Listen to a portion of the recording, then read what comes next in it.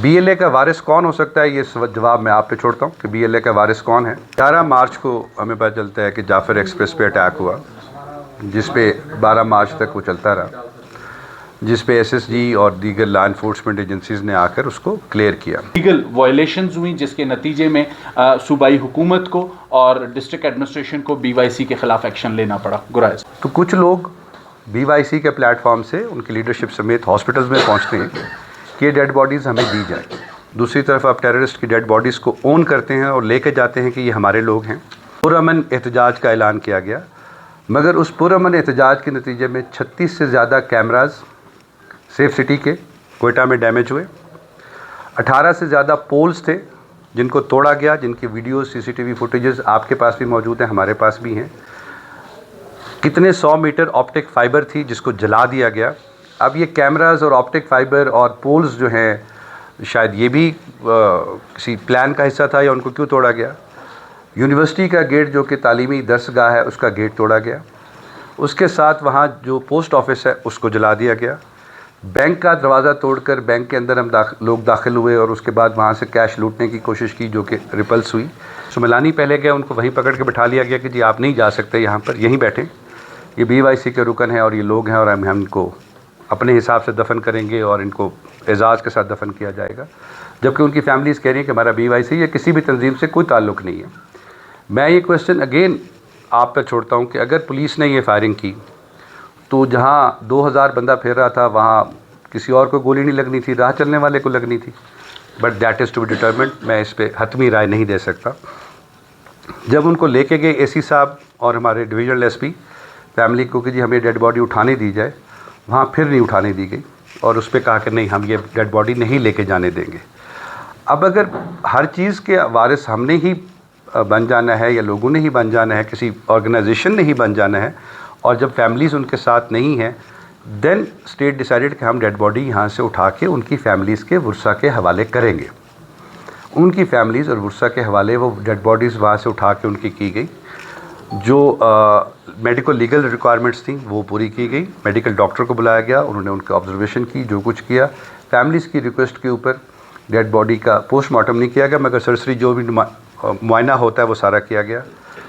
जब वो सुमलानी कौम के लोग वो डेड बॉडी अपने घर पे ले गए दफनाने के लिए, वहाँ फिर 100-150 बंदे का एक दोबारा जत्था नमूदार हुआ जिन्होंने कहा नहीं जी डेड बॉडी हमें लेके घर से फिर उसको उठाया गया, फिर वो लॉ इन्फोर्समेंट ने वापस करवाया। तो ये तमाम इवेंट्स हैं जिसके बाद लॉ एंड ऑर्डर सिचुएशन के तहत जो भी लीगल एक्शन बनता था, मेंटेनेंस ऑफ पब्लिक ऑर्डर के तहत जो लोग थे, जो तोड़ फोड़ वाले लोग थे जो कर रहे थे, उनको गिरफ़्तार किया गया और कोई भी ऐसा बंदा नहीं है जिसको लापता कर दिया गया हो। वो तमाम के तमाम लीगल प्रोविजंस के तहत जो FIRs में थे उनको FIRs में रिमांड लिया गया। जो मेंटेनेंस ऑफ पब्लिक ऑर्डर के तहत जिनको हमने हुदा जेल भेजना था उनको हुदा जेल भेज दिया गया। ये वो सीरीज़ ऑफ इवेंट्स हैं जिनकी बुनियाद पे ये सारा किस्सा किया गया, क्योंकि हम ये तो भूल गए हैं कि ये सब शुरू कैसे हुआ। पब्लिक वे को क्लोज़ करना और बंद करना किसी का राइट नहीं है कि आप रास्ते में रोड कोई ब्लॉक कर दें, किसी का हक नहीं है। बहुत सारे लोग जो टीनेजर्स थे, बच्चे बच्चियाँ जो उसमें अरेस्ट हुए, they were released on the surety of their parents, और उनके पेरेंट्स ने आके कहा कि हमने बच्चा तो स्कूल भेजा था, हमने बच्ची तो स्कूल भेजी थी, वहाँ से स्कूल का टीचर उसे लेके गया। कि जी राइट टू प्रोटेस्ट तो सबके पास है, but right to damage public and private property वो किसी के पास नहीं है। कमज़ोरी ना समझा जाए, जहाँ पे हमें लगेगा कि ये हमारी लास्ट लिमिट है तो उसके आगे हम इंशाल्लाह अपना एक्शन भी लेंगे। पहले तो मुझे ये बताएं कि BYC कहाँ रजिस्टर्ड है, ये सवाल मैं आपसे पूछता हूँ। चैरिटीज़ कमेटी में रजिस्टर्ड है। कोयटा में कोई भी सूरत हाल पैदा हो सकती है, दहशतगर्दी का वाक़या हो सकता है, तो उसके नतीजे में ये फैसला किया गया था कि उन्हें कोयटा आने से फ़िलहाल रोका जाए। पुल का एक थ्रेट हमारे साथ शेयर हुआ था कि इस पुल के ऊपर चढ़कर कोई भी जो इर्द गिर्द हसास जगह हैं उस पर ईद की वजह से बाकी जगहों पे कोई ना कोई अटैक हो सकता है। डेट हमें कहते हो खुद से शुरू नहीं हो रहा क्यों जी? क्यों है शुरू कर से आप? बिस्मिल्लाहिर्रहमानिर्रहीम। मौजूद साफ़ी दोस्तों, आप सबकी आमद का बहुत बहुत शुक्रिया। इस वक्त इस प्रेस कॉन्फ्रेंस का मकसद कुछ चीज़ों की फैक्ट्स एंड फिगर्स हैं जो आपके सामने रखना है। आप सबको याद होगा कि 10 तारीख को जाफ़र एक्सप्रेस पर अटैक हुआ और 24 घंटे तकरीबन हम कह सकते हैं उसके क्लियरेंस ऑपरेशन में और ऑपरेशन को कंक्लूड होने में लगे।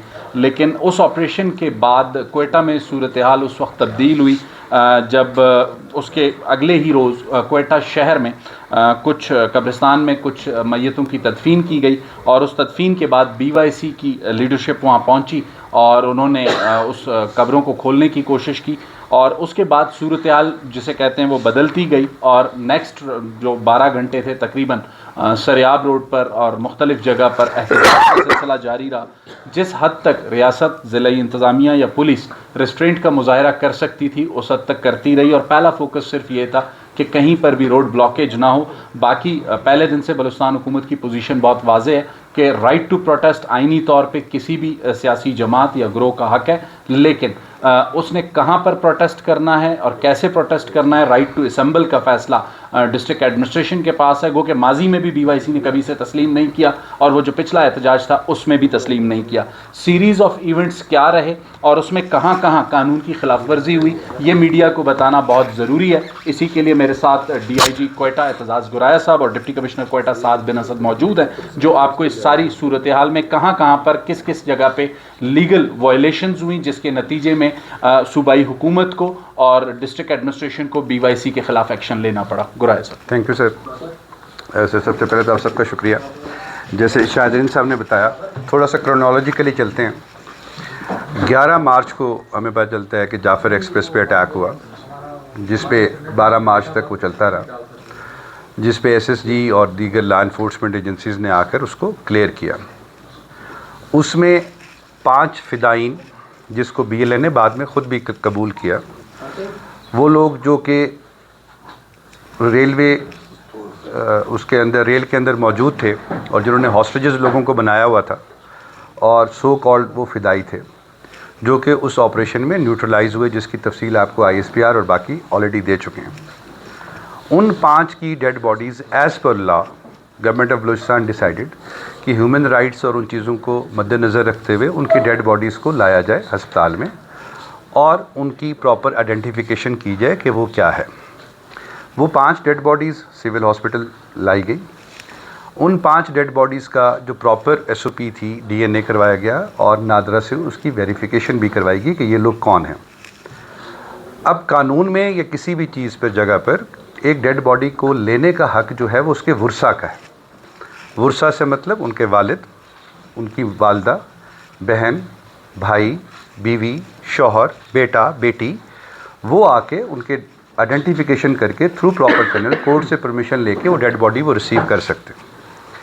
14 तारीख को 5 डेड बॉडीज़ सिविल हॉस्पिटल में लाई गई, क्योंकि मच में या सिबी में ऐसा मॉर्चरी नहीं है, तो इसलिए सिविल हॉस्पिटल लाई गई, जिनका प्रोसेस शुरू हुआ कि हमने इनको आइडेंटिफिकेशन करवानी है। 19 तारीख को प्रेसिडेंट ऑफ पाकिस्तान तशरीफ़ लाते हैं, क्वेटा में विज़िट्स करते हैं, क्योंकि लॉ इन्फोर्समेंट सारी की सारी उसमें बिज़ी होती है, जितनी भी पुलिस होती हैं। तो कुछ लोग BYC के प्लेटफॉर्म से उनकी लीडरशिप समेत हॉस्पिटल्स में पहुंचते हैं कि ये डेड बॉडीज़ हमें दी जाए। उनको बताया जाता है कि जी आप इनके वुरसा को ले आएँ, जो वुरसा हैं वो ले आए और वो आके डेड बॉडीज़ को ले जाए, तो हमें कोई इतराज़ नहीं है, लीगल फॉर्मेलिटीज़ पूरी करने और ले जाए। उन्होंने कहा इनके वारिस हम ही हैं और हम ही लेके जाएंगे। BLA का वारिस कौन हो सकता है, ये जवाब मैं आप पे छोड़ता हूँ कि BLA का वारिस कौन है। तंजीमी बुनियाद पर अगर आप लेके जा रहे हैं उनको, तो फिर वो किसकी डेड बॉडीज़ थी? दहशतगर्द जिसको BLA ने क्लेम में बाद में ख़ुद भी वेरीफाई किया कि ये लोग हैं, वो क्लेम हमारे पास मौजूद भी है, आपको शेयर भी कर देंगे। उनकी डेड बॉडीज़ ली, वहाँ से अस्पताल के जो मॉर्चरी थी उसको तोड़ा गया। जो सुराब के अंदर कलात में FC पे एक खातून ने खुदकुश किया, उनकी रिमेन्स जो बाकी थी उनमें से भी कुछ चीज़ें वहाँ पे मौजूद थी। वहाँ से बाय फोर्स पुलिस और जो अस्पताल इंतज़ामिया थी उनको मार पीट कर और वो सारा करके वो डेड बॉडीज़ वहाँ से उठाने की कोशिश की गई और वो उठाई गई, जिस पे लॉ इन्फोर्समेंट ने और स्टेट ने एक पूरी दुनिया में कहीं पर भी इस तरह से नहीं होता कि दहशतगर्दों की आप ग्लोरिफिकेशन करें, उनकी डेड बॉडीज़ उठाकर वहाँ पे नारे लगाएं। एक तरफ तो आप कहते हैं कि हम ह्यूमन राइट्स का ख्याल रख रहे हैं, मिसिंग पर्सनस की हम बातें करते हैं, दूसरी तरफ आप टेररिस्ट की डेड बॉडीज़ को ओन करते हैं और लेके जाते हैं कि ये हमारे लोग हैं और हम इनको लेके जा रहे हैं। तो ये जवाब आप पर और आवाम पे मैं छोड़ता हूँ कि वो कौन लोग हैं जो फिर उनको दहशतगर्दी को लेके जाते हैं। उनकी डेड बॉडीज़ को रास्ते में इंटरसेप्ट किया गया और वो लाया गया, जिसके बाद इस शहर में एक law and order situation create की गई। धरने का ऐलान किया गया, जलसे का ऐलान किया गया, पुरअमन एहतजाज का ऐलान किया गया। मगर उस पुरअमन एहतजाज के नतीजे में 36 से ज़्यादा कैमराज सेफ सिटी के कोयटा में डैमेज हुए। 18 से ज़्यादा पोल्स थे जिनको तोड़ा गया, जिनकी वीडियो सीसीटीवी फुटेजेस आपके पास भी मौजूद हैं, हमारे पास भी हैं। कितने 100 मीटर ऑप्टिक फाइबर थी जिसको जला दिया गया। अब ये कैमराज और ऑप्टिक फाइबर और पोल्स जो हैं, शायद ये भी किसी प्लान का हिस्सा था या उनको क्यों तोड़ा गया। यूनिवर्सिटी का गेट जो कि तालीमी दरसगाह है, उसका गेट तोड़ा गया। उसके साथ वहाँ जो पोस्ट ऑफिस है उसको जला दिया गया। बैंक का दरवाज़ा तोड़कर बैंक के अंदर हम लोग दाखिल हुए और उसके बाद वहाँ से कैश लूटने की कोशिश की, जो कि रिपल्स हुई। ये वो सीरीज़ ऑफ इवेंट्स हैं जिस पे पुलिस और गवर्नमेंट की तरफ से ये डिसीजन हुआ कि विद इन लीगल लिमिट्स में रहते हुए हम आंसू गैस का, लाठी चार्ज का इनका ख्याल करें। ये सारा प्रोसेस चलता है 19 तारीख को, और तकरीबन हम पुल आउट कर लेती है जो पुलिस है वो अफ्तारी के बाद हम पुल आउट करते हैं कि अभी खैरियत 8 बजे, अफ्तारी से पहले 6 बजे के करीब। उस वक्त तक कुछ भी नहीं होता। ऑल ऑफ ए सडन 7:30 बजे पता चलता है जी 3 डेड बॉडीज़ 2 BMC में लाई गई हैं, 1 सिविल हॉस्पिटल में लाई गई है, अलेजिडली कि पुलिस की फायरिंग से मरे। उस वक्त IG साहब ने और चीफ मिनिस्टर साहब और सब ने ये ऐलान किया कि जी इनको लीगल प्रोसेस पे लाया जाए, इनकी ऑटोप्सी करवाएं ताकि किस किस्म की गोली लगी है और कौन सी गोली लगी है, और अगर मौके पे लगी होती तो उस वक्त ये डेड बॉडी क्यों नहीं है। जब सब डिस्पर्स हो गया, सब कुछ ख़त्म हो गया, तो 7 बजे फिर ये डेड बॉडीज़ कहाँ से आ गई। हम इस पे बिल्कुल भी इस बहस में कहीं से भी जाने के लिए मैं नहीं जा रहा कि गोली किसकी लगी, लेकिन उनको लाया जाए और उनकी शिनाख्त करवाई जाए और प्रॉपरली ऑटोप्सी की जाए कि गोली का हमें पता चले कि कहाँ से लगी, किधर से लगी। इस दौरान उनके जो वर्सा हैं, एक लड़ी कबीले से एक बच्चा था जो कि उसका कहीं से भी, उसकी फैमिली ने भी बाद में कहा कि हमारा BYC से कोई ताल्लुक़ नहीं है, बच्चा आइसक्रीम बेचता था।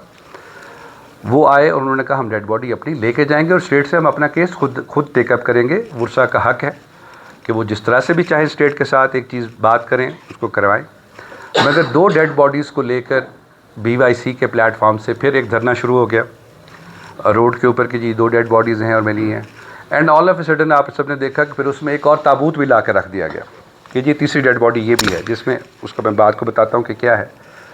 इन द मीन टाइम जब पता चला कि एक तो लेडी का था जो लेके चले गए, एक उसमें कंदरानी सोबतपुर का बच्चा था जिसकी डेथ हुई, होटल पे काम करता था, और एक सुमलानी था, वो भी होटल पे काम करता था और उसका भी इससे कोई डेली वेजेस पे वो काम करता था। उसके वाले सब मार्केट कमेटी में काम करते थे।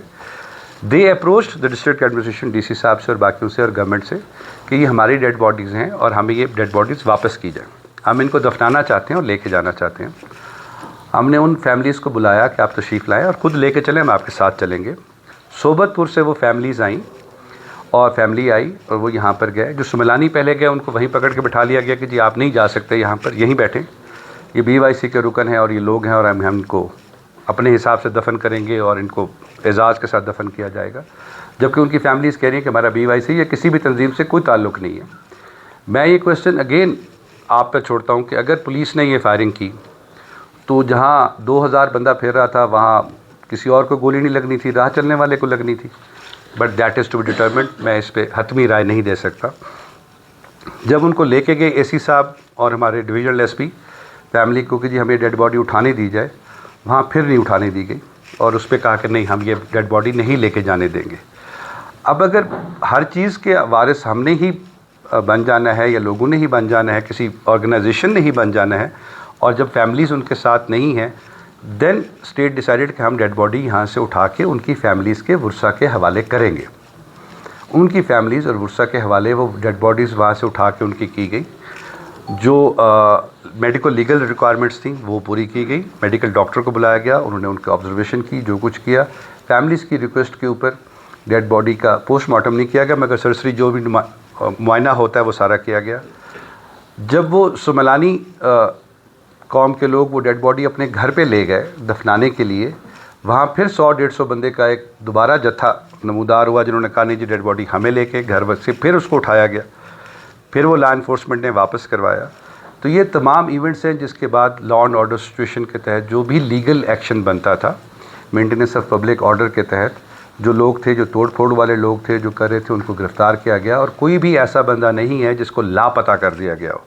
वो तमाम के तमाम लीगल प्रोविजंस के तहत जो एफआईआर्स में थे उनको एफआईआर्स में रिमांड लिया गया, जो मेंटेनेंस ऑफ पब्लिक ऑर्डर के तहत जिनको हमने हुदा जेल भेजना था उनको हुदा जेल भेज दिया गया। ये वो सीरीज़ ऑफ इवेंट्स हैं जिनकी बुनियाद पे ये सारा किस्सा किया गया, क्योंकि हम ये तो भूल गए हैं कि ये सब शुरू कैसे हुआ। आज ये बात ज़रूर हो रही है कि जी इतने लोग पुलिस ने पकड़ लिए, क्या लिए, कौन सी इवेंट्स थे जिनने इन सब चीज़ों को, इस चेन रिएक्शन को ट्रिगर किया। That was the dead bodies of the 5 terrorist जो कि क्लेम बीएलए खुद कर रहा है, और जिसको नाजरा ने जिसको बीएलए क्लेम कर रहा है सेम को नाजरा ने वेरीफाई किया कि ये फ़लाँ लोग हैं। उसमें से 2 लोग मस्तूंग में जिनको दफनाया गया, और बाकी 2 लोग जो थे, मैं आपको नाम भी बताने में मुझे कोई एतराज़ नहीं है, हर्ज नहीं है। एक ज़फ़र सन ऑफ खुदादाद जो कि कराची गरबी का रहने वाला था जो उसके अंदर मारा गया, जिसको आइडेंटिफाई हुआ। दूसरा परवेज़ सन ऑफ याकूब, वो भी कराची का ही रहने वाला था। तीसरा आपका उसामा उमर मस्तूंग का रहने वाला था। चौथा इसी में अमाल नाम का एक लड़का था, वो भी मस्तूंग का रहने वाला था। वो ये दोनों जो मस्तूंग के लड़के थे इनको दफना दिया गया। 5वें डेड बॉडी की अभी तक आइडेंटिफिकेशन नहीं हो सकी। व्हेनेवर सम कम्स, कोई बंदा आता है तो उसका डीएनए प्रोफाइल मौजूद है, उससे वेरीफाई करके डेड बॉडी अगर मिलती है तो हम उसको उसके हवाले करने को तैयार है और की जाएगी। इन तमाम इवेंट्स की बुनियाद पर एक शहर में law and order situation create हुई, जिसको टैकल करने के लिए with in the given constitutional rights और जो लीगल राइट्स हैं मैनेज करने का, जैसे शाहिद साहब ने कहा, प्रोटेस्ट करना हर किसी का राइट है, but public and private property को नुकसान पहुंचाना किसी का राइट नहीं है। पब्लिक वे को क्लोज़ करना और बंद करना किसी का राइट नहीं है, कि आप रास्ते में रोड कोई ब्लॉक कर दें, किसी का हक नहीं है। मैनेज करना उसको रियासत का हक है। We as the district administration, it is our right to obey and follow the orders of the sitting government और स्टेट के जो अहकामात हैं, चीज़ें हैं, उसी तरीके से करें। निगोशिएट करने के लिए जब डेड बॉडीज़ रखी गई थी तब भी निगोशिएशन की हमने कोशिश की गई कि ये डेड बॉडीज़ जिन फैमिलीज़ की हैं उनके हवाले किया जाए। डीसी साहब ने रब्ता किया, एसी साहब ने रब्ता किया, डिस्ट्रिक्ट पुलिस उनके साथ गई, बट अगर कोई सुनने को तैयार नहीं हो और ना बात करने को तैयार हो, हर चीज़ पे अगर हमने सिर्फ ह्यू एंड क्राई ही मचानी है और लेके चलना है, देन कहीं ना कहीं जो स्टेट की ऑर्गन्स हैं, जो स्टेट की इंस्टीट्यूशंस हैं, as per the given legal procedures उनको उस पर एक्ट करना था। वो डेड बॉडीज़ उनके हवाले की गई। ये वो बैकग्राउंड है जिसकी नतीजे में हम ये एक पूरे का पूरा सोशल मीडिया पे और बाकी एक प्रोपेगेंडा शुरू हुआ कि ये कर दिया गया और वो कर दिया गया। किसी भी चीज़ को इसमें जो भी लीगल चीज़ें थी उससे हट के नहीं किया गया। कोशिश की गई कि उसके अंदर रह के मैनेज करके हम करें। यहाँ आपके तवज्जुह से मैं ये भी ज़रूर कहना चाहूँगा कि बहुत सारे लोग जो टीनेजर्स थे, बच्चे बच्चियाँ जो उसमें अरेस्ट हुए, they were released on the surety of their parents, और उनके पेरेंट्स ने आके कहा कि हमने बच्चा तो स्कूल भेजा था, हमने बच्ची तो स्कूल भेजी थी, वहाँ से स्कूल का टीचर उसे लेके गया, वहाँ से स्कूल का कि फ़लाँ टीचर उनको लेके गई और धरने पे लेके गई, जिसका आज तक हमें फैमिली को पता नहीं है कि फैमिली ने उसमें कहीं हमारी कनाइवेंस नहीं है, ना ही हमारा किसी पार्टी से किसी चीज़ से कोई ताल्लुक़ है। उनकी शोर्टिस के ऊपर उनको हमने छोड़ दिया कि जी आप ख्याल रखें और चीज़ों को ले जाएं। ऐसे लोगों की लिस्ट और चीज़ें आपके साथ वो भी हम शेयर कर लेंगे जो वापस चले गए। Right to protest exist with everyone, and मैं सिर्फ इतनी बात करूँगा कि जी राइट टू प्रोटेस्ट तो सबके पास है, but right to damage public and private property वो किसी के पास नहीं है। आपने प्रोटेस्ट करना है, प्रेस क्लब के सामने करें। आपने प्रोटेस्ट करना है, आप डीसी ऑफिस के सामने करें, बट पब्लिक प्रॉपर्टी को और पब्लिक वे को नुकसान पहुंचाने की ज़रूरत नहीं। और ये जब पहले हमारा अगस्त में यहाँ क्वेटा में जब इसी तरीके के इश्यूज़ हुए थे, तब एक एग्रीमेंट हुआ था डिस्ट्रिक्ट एडमिनिस्ट्रेशन और BYC के दरमियान, जिसमें ये एक रिटन एग्रीमेंट कि जी जब भी आपने प्रोटेस्ट करना होगा, you will intimate the district government, और डिस्ट्रिक्ट गवर्नमेंट आपको अलाउ करेगी और एक जगह आपको डेजिग्नेट करेगी कि इस जगह पे आप कर लें। उसकी सिक्योरिटी देना, उसको फैसिलिटेट करना, that will be the responsibility of the district government, जिसको हम आपको फैसिलिटेट भी करेंगे और आपको जगह भी देंगे। बट हॉस्पिटल में तोड़ फोड़, बैंक में तोड़ फोड़, पोस्ट ऑफिस को तोड़ना, सेफ सिटी के कैमरास जलाना और कुछ जो बिजनेसेस प्राइवेट्स हैं उनको जलाना, उनकी दुकानों में घुसना, ये किसी भी कानून में और किसी जगह पे भी अलाउड नहीं है। Thank you very much. जी बिस्मिल्लाहिर्रहमानिर्रहीम। उसको वैसे पकड़ लें। जी बिस्मिल्लाहिर्रहमानिर्रहीम। जैसे आपको डीआईजी साहब ने बताया कि अगर किसी ने कोई प्रोटेस्ट करना है तो उसका एक प्रोसीजर है कि आप डिस्ट्रिक्ट एडमिनिस्ट्रेशन को इंटीमेट करते हैं, आप उनको एक एप्लीकेशन देते हैं और उसके बाद आप बताते हैं कि हम पीसफुल प्रोटेस्ट करना चाहते हैं। आपको हम जगह बताएंगे, आप अपना टाइम बताएंगे कि इतने बजे से इतने बजे तक हम ये चीज़ करना चाहते हैं और उसके बाद जब आपको परमिशन मिलती है तो you can do your protest. उस पर सिक्योरिटी, प्रॉपर एक सिक्योरिटी ऑर्डर निकलता है और ये आपका लीगल राइट है, कॉन्स्टिट्यूशनल राइट है। लेकिन रोड ब्लॉक्स करना और एडमिनिस्ट्रेशन को आपने देखा कि जिस तरह प्रोवोक करना कि जी आप रोड पे आके बैठ जाएं और किसी को बताएं भी ना, और फिर ये एक सीक्वेंस ऑफ इवेंट्स हैं जिसका सर ने आपसे जिक्र किया, पूरी डिटेल में सर ने आपको बताया। तो इस चीज़ की इजाज़त स्टेट की तरफ से, गवर्नमेंट की तरफ से नहीं है। आपका लीगल राइट है, उसको ज़रूर एक्सरसाइज करें, but with in the constitutional जो प्रोविजंस हैं उनको मेंटेन करते हैं, उनको आप यूटिलाइज़ करें। और एडमिनिस्ट्रेशन की हमेशा से यही कोशिश रही है कि अफ़ाम व तफ़हीम के साथ इश्यूज़ को रिज़ॉल्व किया जाए और जो भी स्टेट के ऑर्गन्स हैं वो उस वक़्त एक्शन लेते हैं जब एक ऐसी सूरत हाल बना दी जाए कि जिसके अंदर कोई और ऑप्शन अवेलेबल ना हो। पहली और आखिरी जो कोशिश होती है वो यही होती है कि सबको इंगेज किया जाए, इश्यूज़ को रिज़ॉल्व किया जाए और इंशाल्लाह हमारी यही कोशिश रहेगी कि हम इन इश्यूज़ को अफ़ाम व तफ़हीम से रिज़ॉल्व करें, लेकिन इसको हमारी कमज़ोरी ना समझा जाए।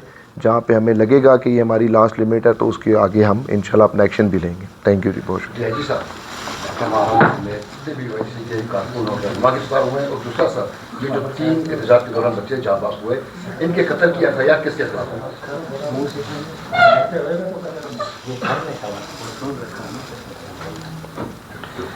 सर इस वक्त तक टोटल जो अरेस्ट हैं एमपीओ में जो बंद हैं लोग 61 हैं जो जेल के अंदर मौजूद हैं और 13 अरेस्ट ऐसे ही हैं जो एफआईआर्स के अंदर जो रिमांड पर हैं। और जो लोग हमने श्योरिटीज़ पे जो टीनेजर्स थे या कम उम्र के लोग थे जिनको रिलीज़ हमने किया, उनकी तादाद 35 है on the surety end of their parents and elders, उसकी बुनियाद पे हमने ये किया। Thank you. तो सर ये एफआईआर देखिए एफआईआर करवाना हम आज भी हाजिर हैं, उनकी जो फैमिलीज़ हैं उनके साथ गवर्नमेंट राब्ते में है, मिनिस्टर्स हमारे राब्ते में हैं, उनसे सारी चीज़ हो रही है। वो जब भी अगर करवाना चाहेंगे, हमें जिसके ख़िलाफ़ भी करवाना चाहेंगे, हमें कोई इतराज़ नहीं है। उसकी एंट्रीज़ और जो बेसिक रोज़नामचे में चीज़ें होनी थी वो सारी कर ली गई हैं। So far the government is in contact with them, Sobatpur में भी, यहाँ पर भी, और लियाकत लेडी साहब हैं, कोसर साहब है और बाकी जो हमारे मिनिस्टर्स हैं वो उनके साथ राब्ते में हैं। एज़ एंड व्हेन, जब वेन एवर दे अप्रोच और वो ये समझते हैं, क्योंकि उन्होंने ये कहा था कि हम एक दफ़ा तदफीन पूरी कर लें, विल कम बैक, हम आपसे बात करेंगे, गवर्नमेंट से बात करेंगे और उसके बाद जो भी लाए अमल हमारा होगा ऐलान हम करेंगे। कमिश्नर साहब ने, डीसी साहब ने और हमारी तरफ से उनको तब भी छोटी थी गवर्नमेंट की तरफ से, जो गवर्नमेंट ने मुझे कहा था same I convey to them कि हम उनके लॉस के साथ खड़े हैं, इस बहस में उनके साथ नहीं जाएंगे कि ये कैसे हुआ। उनका लॉस हुआ है और हमारे लिए वो इम्पॉर्टेंट है और उसमें कोई भी अगर इन्वॉल्व है, जिस तरीके से भी वो सेटिस्फाई होना चाहते हैं या अपनी कार्रवाई करवाना चाहते हैं, गवर्नमेंट विल सपोर्ट। शायद साहब ये बताइएगा कि जो इससे पहले भी बलूचिस्तान में एहतजाज होते रहे हैं, लेकिन जब से आप लोग की गवर्नमेंट आई है, खासकर सरफराज भुट्टी की, उसके बाद से ऐसे एहतजाजों पर हम देख रहे हैं कि मामला ख़राब हो रहे हैं, लोग मर रहे हैं, फायरिंग है, आपसी शेलिंग है। अब भी बीएनपी के एहतजाज जारी है जिसको कौमी शाहरा बुला किया है। ये तो सरियाब रोड पर बैठे थे, वो कौमी शाहरा उन्होंने बुला किया, उनके खिलाफ आप लोग कैसी कार्रवाई दिखाई नहीं देती। बीवाईसी के खिलाफ आप लोग का कुछ रवैया तब्दील नज़र आता है। इससे पहले प्रेस क्लब में भी इनके एंट्री पर पाबंदी है, प्रेस क्लब पर भी ताले लगे, और अभी जो एहतजाज का आप कह रहे हैं कि डीआईजी साहब ने फरमाया कि उनको हम जगह भी देंगे या उनको हम बता देंगे कि यहाँ पर एहतजाज करें। इसी एहतजाज के दौरान प्रेस क्लब के चारों तरफ भी रास्ते उनके लिए बंद की गई। ये भी बताएं कि आप बीवाईसी के लिए आप लोग का कुछ अलग रवैया है दूसरी सियासी जमात के खिलाफ, अब बीएनपी के खिलाफ आप लोग इस तरह कार्रवाई नहीं कर रहे हैं? मैं सर इसका छोटा सा जवाब दूँ आपसे। सर आपने बात की पॉलिटिकल पार्टीज़ की, पहले तो मुझे ये बताएं कि बीवाईसी कहाँ रजिस्टर्ड है? ये सवाल मैं आपसे पूछता हूँ। चैरिटीज़ कमेटी में रजिस्टर्ड है, इंडस्ट्रीज़ में रजिस्टर्ड है, मदरसे के तौर पर रजिस्टर्ड है, किस चीज़ में रजिस्टर्ड है? एक पहले ऑर्गेनाइजेशन को आप रजिस्टर्ड करके किसी फर्म पे तो लेकर आए कि ये चीज़ फ़लाँ जगह पर रजिस्टर्ड है, और एक रजिस्टर्ड बॉडी है, जिसके कोई कानून है, कोई रूल्स हैं, कोई रेगुलेशंस हैं, कोई एक्ट है, कोई मंशूर है, कुछ तो होगा। पॉलिटिकल पार्टीज़ और उनके ख़िलाफ़ जब आप बात करते हैं, बीएनपी एक पॉलिटिकल पार्टी है, उस पर डिसीजन क्या है वो तो टिन साहब ही बताएंगे आपको। BYC क्योंकि प्रेस क्लब पे पुलिस गई थी और उस पर बात हुई थी, हमने किसी को मना नहीं किया। क्या प्रेस क्लब पे जाने से पहले या आपने को धरना देने से पहले, और जितने भी BYC के पुरअमन एहतजाज कोयटा में हुए हैं वो सारे आपके सामने हैं कि पहले पुरअमन एहतजाज पे 13 पुलिस की गाड़ियाँ जल गई, दूसरे पुरअमन एहतजाज के ऊपर 36 कैमराज आपने जला दिए, फिर आप पुरअमन एहतजाज करते हैं जिसमें पुलिस के लोगों को आप ज़ख्मी करते हैं। तो जब आप ज़ख्मी करेंगे और लॉ एंड ऑर्डर को अपने हाथ में लेंगे तो फिर रियासत ने या स्टेट के ऑर्गन्स ने कहीं ना कहीं तो रिएक्ट करना है। अभी तक हमारे पास कोई ऐसी चीज़ कोयटा में नहीं आई जिस पे BNP मेंगल पॉलिटिकल पार्टी उनकी तरफ से किसी भी चीज़ की नुकसान पहुंचाया गया हो, या PK मैप ने यहाँ पर किया है या बाकियों ने किया है जिसमें किसी चीज़ को नुकसान पहुंचाया गया हो, पब्लिक प्रॉपर्टी को नुकसान पहुंचाया गया हो। दैट इज़ वाई पुलिस ने उस पर सच कोई एक्शन नहीं लिया। जहाँ तक BNP के धरने की बात है वो पर इन सब आपको बेहतर बता इसी में थोड़ा सा ध्यान रखूंगा, ये बात की BNP का इजलास कर रहे हैं। इसके साथ साथ अभी जो ये पूरी डिटेल जो हमें बताई गई प्रेस कि ये क्या हुकूमत क्यों ऐसे कमजोरी दिखा रही है, ये चीज़ें पॉलिटिकल पार्टीज़ को बिठा कर उनको जो ना अवेयरनेस देनी चाहिए थी। क्यों आज जो माहौल बना हुआ है वो तमाम पार्टीज़ ने बनाया है, एक पार्टीज़ ने नहीं, इस टाइम सारे उनके फेवर में बात कर रहे हैं। तो ये हुकूमत को पहले उनको वो करना चाहिए ना। नसीम, आपका और असमत का तकरीबन असमत का तो कोई 5 से 6 सवालात का मजमूआ है, आपका शॉर्ट है। असमत को एक चीज़ की क्लैरिफिकेशन गुराया साहब ने दे दी है रिगार्डिंग BYC। 2 बातें बहुत वाज़ेह तौर पर, BNP ने व्हाट्सएप में लॉन्ग मार्च का ऐलान किया, सरदार अख्तर मिंगल साहब रिकॉर्ड पर हैं कि ACS होम के लेवल पे उनसे रब्ता जारी रहा। लाजमी सी बात है वो एक रैली की सूरत में आ रहे थे, रास्ते में मुश्किलात भी होती हैं, 10 चीज़ें होती हैं, लेकिन हमारे पास कुछ ऐसी चीज़ें मौजूद थी कि कोयटा में कोई भी सूरत हाल पैदा हो सकती है, दहशतगर्दी का वाक़या हो सकता है।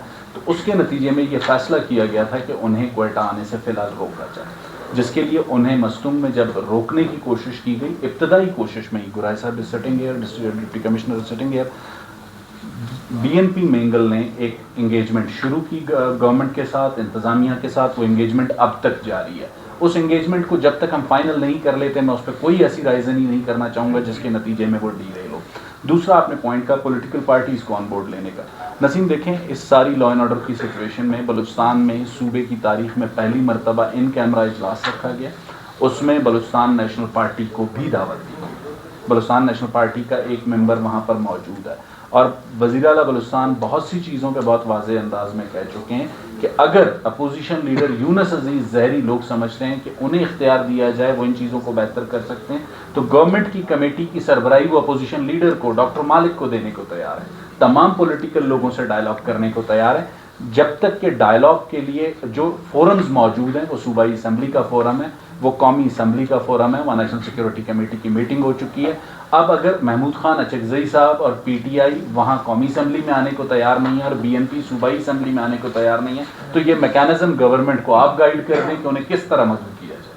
अच्छा शाहिद साहब, गुज़श्ता 2 हफ्तों से कोयटा शहर में जो है इंटरनेट जो डेटा सर्विस है मुअत्तल की जा रही है, इसकी क्या वजूहत हैं? सेकंड, क्या BYC को कलअदम करार दिया जाएगा? ऐसी कोई चीज़ मेरे इल्म में नहीं है जो सवाल आपने पूछा है कलअदम करार देने का। डाटा सर्विसेज लाजमी सी बात है, कुछ ऐसी सिक्योरिटी थ्रेट्स मौजूद होते हैं जिसके नतीजे में हमें कुछ ऐसे फैसले करने पड़ते हैं और उन सिक्योरिटी थ्रेट्स को बहुत सी चीज़ों से तक़वियत मिलती है। डबल रोड का धमाका आपके सामने है, सरदार अख्तर मिंगल के धरने की जगह पर होने वाला धमाका आपके सामने। इसमें सिर्फ एक चीज़ अर्ज़ ज़रूर करूँगा सर, जब हमारी बातचीत हुई और आपस में भी बहुत सारे कुछ ऐसे लोग हैं जो चाहते हैं कि ये हालात यहाँ पर उसमें से ख़राब हों। अब जो कुछ अटेम्प्ट हुई सरदार साहब के ऊपर, उन चीज़ों के ऊपर, वो बेसिकली पर्पज़ ये था कि एक ऐसा सिचुएशन क्रिएट की जाए जिसमें हालात इस नहज तक पहुँच जाए कि यहाँ पर लॉ एंड ऑर्डर चीज़ों को ख़राब किया जाए। यही जो लड़का वहाँ पर हुआ और उसकी तहकीकात चल रही है, अंडर इन्वेस्टिगेशन है, मैं नहीं करूँगा। फिर उसी पे कुछ लोगों ने वहाँ पर कुछ पुलिस का एक कार्ड दिखाया कि ये लड़का था जो लेके चला गया और ये हो गया और फलाह हो गया, जबकि later on it was proven कि वही बंदा वहीं पे मौजूद लोगों की कस्टडी में था। और बाद में पहले आपने कहा कि यही खुदकुश है, फिर आपने खुद उसका जो भी लोग थे वहाँ पर, उन्होंने फिर उसका इंटरव्यू जारी किया कि मैं यहाँ फिर रहा था।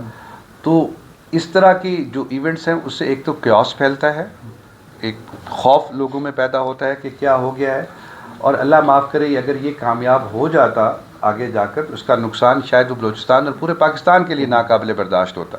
इस तरह के किसी भी इवेंट पे ये थ्रेट्स ऑलरेडी मौजूद थे, अभी भी हैं, और ये तमाम पार्टीज़ को, तमाम लोगों को कन्वे भी किए गए हैं, गवर्नमेंट को भी कन्वे किए गए हैं। DIG और कमिश्नर मस्तूम बड़े पे होता है। वो DIG और कमिश्नर दोनों इस वक्त मस्तूम बैठे हुए हैं, DIG कलात और कमिश्नर कलात, कि वो प्रॉपर करें और सिक्योरिटी और उन चीज़ों को बेहतर बना सकें। उन थ्रेट्स को न्यूट्रलाइज़ करना भी स्टेट के इदारों का काम है, जितने भी पुलिस है, लॉ इन्फोर्समेंट के दूसरे इदारे हैं, वो भी हमारा ही काम है, बट लोगों को आगाह करना भी हमारी उस रिस्पॉन्सिबिलिटी में शामिल होता है कि हम उनको आगाह कर सकें कि थोड़ी सी एहतियात करें। इससे पहले अगर आप देखें कबरानी रोड पे एक लड़का रात को निकला जो कि समहाउ पुलिस ने उसे रुक पाया, या पुलिस को देखकर वो उस अपने टारगेट से फैसले से पहले ही हट गया, हो गया। दूसरा ये खुदकुश हो, ये अभी हो रहा है। तो इसमें डिफरेंट क्लेम्स भी आते हैं, डिफरेंट चीज़ें भी आती हैं। तो जनरल एनवायरनमेंट में इस तरह की कोशिश की जा रही है कि बलूचिस्तान में और कोयटा में इस तरह के हालात पैदा किए जाए कि फोर्सेस और अवाम और बाकी सारे एक दूसरे के ख़िलाफ़ law and order situation create करें, उसमें ख़राबी है। कुरैश साहब ये बताइएगा, 19 तारीख को वाक़यात आप खुद कोट कर रहे हैं, शुरू हुए जो भी चीज़ें हैं, आप 2 अप्रैल को प्रेस कॉन्फ्रेंस कर रहे हैं। मिस इन्फॉर्मेशन और डिस इन्फॉर्मेशन तो सारी की सारी आपकी और डिस्ट्रिक्ट एडमिनिस्ट्रेशन की खामोशी की वजह से फैलती है। अब पुलिस वाला भी था, उस पर भी अब तक मेरा ख्याल है पुलिस ने ऑफिशियली कुछ नहीं कहा, हालांकि वो BC का एहलकार था। आप लोगों की तरफ से यानी किसी किस्म की कोऑर्डिनेशन नहीं, एक्सेप्ट दी तर्जुमान, हम उनको साइड पे 2 मिनट के लिए रख लें। क्या वजह है कि अब 10 साल हो गए हैं कि CTD स्ट्रेंथन नहीं हो पा रही, वो उस तरीके से काउंटर टेररिज्म ऑपरेशंस नहीं कर पा रही, और आप उसको हेड भी कर रहे हैं 10 साल से। डेटा की हमें समझ आती है DC साहब, ये आपके दफ्तर के यहीं इसके पीछे एक पुल है, इस पुल से किसको खतरा है? ये तो हज़ारों लोग रोज़ाना इससे ट्रैवल करते थे, ट्रैफिक जैम हो जाता है, अब रूटीन पे लाइफ स्टार्ट होगी, तो ये पुल कब खुलेगा? सर इस पे 2 चीज़ें, पुल वाली बात में पहले जवाब दे देता हूँ। पुल का एक थ्रेट हमारे साथ शेयर हुआ था कि इस पुल के ऊपर चढ़कर कोई भी जो इर्द गिर्द हसास जगह हैं उस पर ईद की वजह से बाकी जगहों पे कोई ना कोई अटैक हो सकता है, रॉकेट बेस्ड या UBGL बेस्ड, उस बेस पे। एक तो ये था कि हम क्यास क्रिएट करें, हमने वहाँ पे नफरी लगाई, और कुछ दिनों के लिए एडमिनिस्ट्रेटिव एक डिसीजन लिया गया कि इसको कुछ दिनों के लिए बंद कर दिया जाए, जैसे ही हालात थोड़े नॉर्मल होते हैं हम इसको खोल देंगे, that will be open rest assured. इसमें ऐड भी कर दूँ सर, ये जो पुल है उसके वहाँ पे कुछ सेपरेटर्स लगे हैं, आपने देखा वो वहाँ पे कुछ लोग आए, उन्होंने वो कुछ रिमूव कर दिए, वो सेपरेटर्स हम दोबारा इंस्टॉल कर रहे हैं का कुछ, हाँ वो मैक्सिमम हो गए, वो हो गए थे, उनका एक टेस्ट हो। इतने बड़े सानिया के बाद पहले रेलवे स्टेशन पे हमला हुआ, हादसा हुआ, उसमें गफलत बरती गई, फिर इसके बाद जो है अब ये जो लाशें लाई गई थी सिविल अस्पताल, इसको इस तरह असास हालात में आपने को जिसके हवाले किया, उन्होंने इसकी वीडियो बना दी जो सोशल मीडिया पे वायरल करा दी कि खून से आलूदा ताबूत है, तो खामखा लोगों के बच्चे जो है वो लापता है, सालों से लापता है, और जो नौजवान लापता है उनकी लाशें इसी तरह हमलों से मिलती हैं। तो वो BYC को तो इसमें हम नहीं समझते कि इसमें BYC के कोई कसूर है, क्योंकि ओवरऑल हम भी सूरत हाल सारे देख रहे थे, खून से आलिदा ताबूत वहाँ पे छोड़ दिए जाते हैं और सारे इज्तिमाई कब्र बना दिया जाता है। तो इसमें इतनी बड़ी गफलत पे आप लोगों ने क्या कार्रवाई की है सर? बाकी तो छोड़िए, जानबूझ के हालात ख़राब कराने के लिए साजिश की जा रही है, जो जिस तरह इसकी वीडियो बनाई गई, जिस तरह इसको वायरल किया गया, लोगों के जज्बात और उठाए गए, तो इस पे आप लोगों ने क्या कार्रवाई की? सर पहले सवाल का जवाब दे दूँ, फिर आप नूज़े साहब ने जो सवाल पूछा कि सर एक तो टेक्निकली मैं आपको थोड़ा सा एक्सप्लेन कर दूँ। DNA पाकिस्तान में कहीं पर भी ऐसा कोई डाटा बैंक नहीं है जिसमें हर बंदे का DNA मौजूद हो, दुनिया के मुख्तलिफ ममालिक में मौजूद है। जब आप और मैं कहीं पे भी गवर्नमेंट इदारे में अपनी आइडेंटिफिकेशन रिकॉर्ड करवाने के लिए जाते हैं तो हमारा DNA सैंपल नहीं लिया जाता, हमारा फिंगरप्रिंट्स, आरिस रिकॉर्ड ये ज़रूर रखा जाता है। तो उसकी आइडेंटिफिकेशन के लिए जो हमारे पास मैकेनिज़्म है वो फिंगरप्रिंट्स और आरिस रिकॉर्ड, उससे उसकी आइडेंटिफिकेशन हो सकती है। DNA प्रोफाइलिंग हम मैचिंग के लिए करते हैं कि अगर किसी जगह से कोई DNA मिला और उस पर मुझे शक है कि ये मेरा है या साद का है या शायद साहब का है, तो हम सैंपल लेके उसको मैच करवा लेते हैं। DNA सैम्पलिंग से या प्रोफाइलिंग से आइडेंटिफिकेशन नहीं होती। इस केस में बिल्कुल जो डेड बॉडीज़ लाई गई वहाँ से, इस पे CM साहब एक डिटेल्ड बयान ऑलरेडी दे चुके हैं, उनकी बात को मैं रिपीट नहीं करूँगा। वो लाई गई, अगेन इशू क्या है बलूचिस्तान में, मैं थोड़ा सा आपको फ्रैंकली ये चीज़ बताऊँ कि बलूचिस्तान के हॉस्पिटल्स में बाकी जगहों पे मॉर्चरीज नहीं हैं, जिस वजह से हर डेड बॉडी को क्वेटा लाना पड़ता, चाहे वो यूब में किसी की डेथ हो, और जो क्वेटा में मॉर्चरी है उसमें भी स्ट्रेंथ कम है। जो हमने गवर्नमेंट से रिक्वेस्ट भी की है कि तमाम रीजनल हेडक्वार्टर्स पे एटलीस्ट मॉर्चरीज हों जहां हम डेड बॉडीज़ को रख सकें, और सारा बर्डन क्वेटा पे या सिविल हॉस्पिटल पे नहीं आना चाहिए। वो डेड बॉडीज़ जब लाई गई, क्योंकि एक तो कुछ अरसे बाद वो मिली वहाँ पे, क्योंकि जब कॉमिंग ऑपरेशन हो गया, जो मौजूद थे, जो पीछे रहते हुए जो 2 दिन उनके साथ ऑपरेशन में चलते रहे लोग, जिस पे ISPR बड़ी डिटेल में आपको बता चुका है, वो डेड बॉडीज़ जब लाई गई तो उनमें से मेजॉरिटी, बल्कि सारी डेड बॉडीज़ जो थी वो इस कंडीशन में थी कि उनकी एज सच फेशियल आइडेंटिफिकेशन नहीं हो सकती। तो उस पर उनका जो भी फिंगरप्रिंट्स अवेलेबल रिकॉर्ड के मुताबिक जो ली जा सकती थी, उनकी जो थोड़ी सी क्या कहना चाहिए उसको, नेचुरल प्रोसेस के तहत जो थोड़े सा उसमें बॉडीज़ के अंदर आ चुका था, तोड़ फोड़ हो चुकी थी, बाकी चीज़ें हो चुकी थी, उनको रिकॉर्ड पे लिया गया और उनको प्रॉपरली हमारी ज़िमनीज़ में जो हमारा IO था CDD का, वो आया, उसने रिकॉर्ड किया, तस्वीरें ली, सारी चीज़ें रखी, उनको नादरा को बुला के उनके फिंगरप्रिंट्स जितने अवेलेबल थे वो लिए गए, वो सब कुछ करके रिकॉर्ड में मौजूद है। फिर ईदी के थ्रू उनको दफनाया गया और इज्तमाई कब्र कहीं पे भी नहीं बनाई गई। ये बात भी गलत है कि इज्तमाई कब्र बनाई गई, लेके गए। उसके बाद एक चीज़ वहाँ पे शुरू हुई, मेरे लिए बड़ा आसान था, या गवर्नमेंट के लिए बड़ा आसान था कि हम लेके ही ना आते डेड बॉडीज़ को। हम ला कर मिसिंग पर्सनस की डेड बॉडीज़, थोड़ी सी सेंस इतनी तो मेरे ख्याल में मुझे और आप हम सबको ही है कि एक मिसिंग पर्सन की डेड बॉडी को अगर मुझे लगता है कि ऐसा कुछ है, पहली बात तो ऐसा कुछ है नहीं, तो मुझे काशी कब्रिस्तान मिला था दफनाने के लिए, उनको और कोई जगह नहीं मिली थी। यही चीज़ एक्सप्लेन कर रहे हैं सर, क्या जिस तरह से भी जो हमने किया और जिस तरीके से उसको लेकर है, रिकॉर्ड पे लेकर है, और इसमें CM साहब डिटेल्ड में एक्सप्लेन आपको कर चुके हैं क्या है। उसके ऊपर जो एक सोशल मीडिया का नैरेटिव बनाने की कोशिश की गई और लोगों को भड़काने की कोशिश की गई कि इस तरह से है, ये फला है। आप सब सोशल मीडिया यूज़र्स हैं, करते हैं, आप BLA के खुद क्लेम देख लें कि उन्होंने क्या कहा, कितने लोग हमारे मारे गए, तस्वीरों के साथ, नाम के साथ उन्होंने बताया है कि ये फला है, जिसको हम आपको नाम मैं बता रहा हूँ, जो नादरा ने आइडेंटिफाई किए पहले 5 में से, और जो BLA ने खुद कहा, वो सारे नाम उसके अंदर मौजूद हैं, ये लोग मारे गए। एक वहाँ से लाना, या तो हमारे पास सिब्बी में मॉर्चरी होती या नसीरी बुलान में होती, तो शायद ये वही रखता, स्टेट वही रखती और वहीं से उसको डिस्पोज ऑफ करते।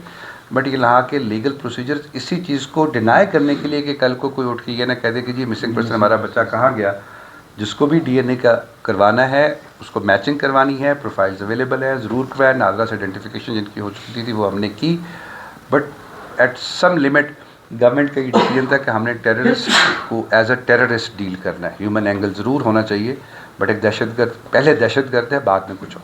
थैंक यू जी। लास्ट क्वेश्चन सर, कौन सा सर? BNP वाला सर, BNP वाला बिल्कुल उसके जो रिमेन्स थे वो सारे इकट्ठे करके, अनफॉर्चुनेटली मौके से इतने बड़े मजमे के अंदर और इतने बड़े उस चीज़ के अंदर उस तरह से क्राइम सीन प्रिजर्व नहीं हो सका जिस तरह से होना चाहिए था।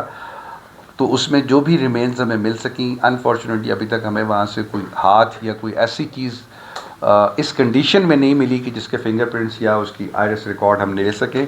अलबत्ता जो बॉडी पार्ट्स हैं वो ले लिए गए हैं और उसको फॉरेंसिक साइंस एजेंसीज़ में फॉर DNA प्रोफाइलिंग भिजवा भी दिया गया, और उस पर मज़ीद काम, जो कैमराज और बाकी रिकॉर्डिंग में कुछ चीज़ें हमारे पास आई भी हैं कि 2 बंदे थे, एक नहीं था। उन्होंने पहले पहाड़ पे चढ़ने की कोशिश की एज़ पर कैमराज, वहाँ पे वो नहीं चढ़ सके, वहाँ से ऊपर जो फोर्सेस थी उनको वापस गए, फिर ये उधर गए और फिर वहाँ पे ये आके फटा। बट मैंने जैसे पहले आपसे अर्ज़ की नौजर साहब, ये अंडर इन्वेस्टिगेशन केस है और जो भी इसका रिजल्ट आएगा, चीज़ें आएंगी, वो ज़रूर सबके सामने। साहब ये बताइएगा कि क्या BNP को अब क्वेटा आने की इजाज़त मिलेगी या नहीं मिलेगी, और जो 61 लोग अरेस्ट हैं MPO में, उनका क्या मुस्तकबिल होगा, including doctor Marang and Bigo etcetera? देखें, इस वक्त BNP के लिए चूँकि मुज़ाकरात जारी हैं, मैं उस पर कोई रायज़नी नहीं करूँगा, ताकि मुज़ाकरात एक बार कंक्लूड हों तो उस पर ज़्यादा बेहतर बात हो सकती है। दूसरा, BYC की लीडरशिप के हवाले से गवर्नमेंट का स्टांस वेरी क्लियर है कि अदालतें मौजूद हैं, अगर अदालतें आज़ाद हैं, वो किसी को रिलीफ देती हैं, तो गवर्नमेंट को उस पर कोई एतराज़ नहीं है। Thank you.